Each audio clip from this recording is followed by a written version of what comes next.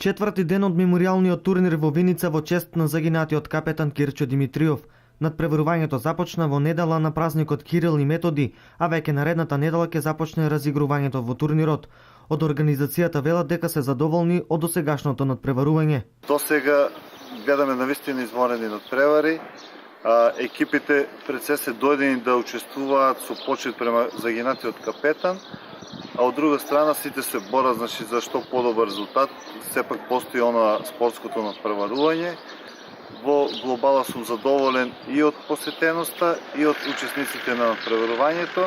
Имаме уште 4 дена имаме од играњето во групи. Потоа во среда, во сабота и во недела играеме разигрување, доаѓаме до завршните надпревари. Резултатите од четвртиот ден.